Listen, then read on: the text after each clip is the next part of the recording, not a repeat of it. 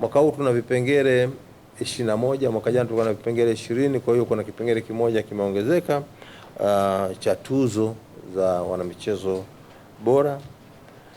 Kipengele cha kwanza ni cha mwanamichezo bora wa kiume, ikifuatiwa cha mwanamichezo bora wa kike. Kutakuwa na mwanamichezo bora kijana wa kiume na mwanamichezo bora kijana wa kike. Kutakuwa na mwanamichezo bora wa kiume mwenye ulemavu na mwanamichezo bora wa kike mwenye ulemavu. Tafuatiwa na timu bora ya mwaka ya wanaume kwa upande wa timu za taifa. Lakini pia kutakuwa na timu bora ya mwaka ya wanawake kwa upande wa timu za taifa.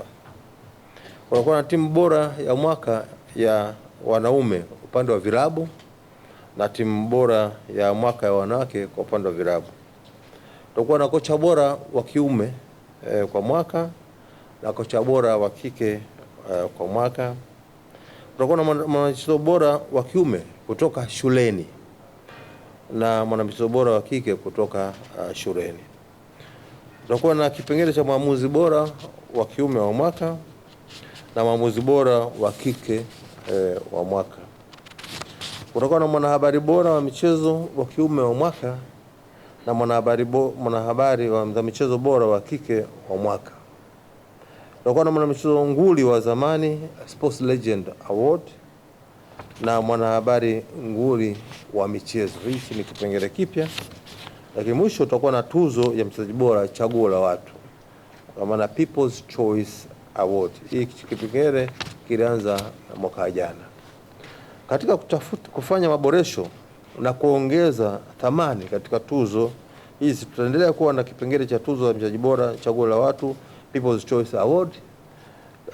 Katika kipengele hiki wadau na wananchi watapata nafasi ya kumchagua mchezaji bora wanayempenda na kuona anafaa katika tuzo hizo kwa kuandika jina la mchezaji na kulituma kwa namba ya WhatsApp, na namba hiyo ni alama ya kujumlisha 255 68 95 25 363.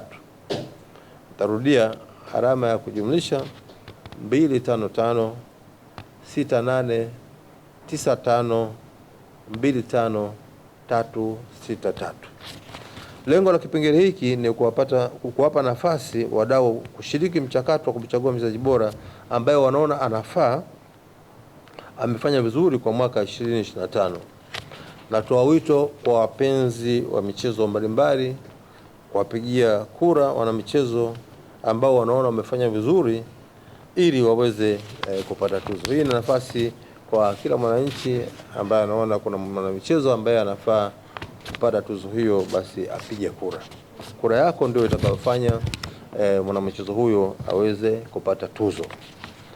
Kamati ya usimamizi wa tuzo itafanya kazi kwa ukaribu na vyama na mashirikisho ya michezo ya kitaifa katika kutambua washindi wa vipengele mbalimbali vya tuzo pamoja na kutambua timu na wanamichezo waliofanya vizuri katika mashindano mbalimbali ya kimataifa kwa mwaka 2025.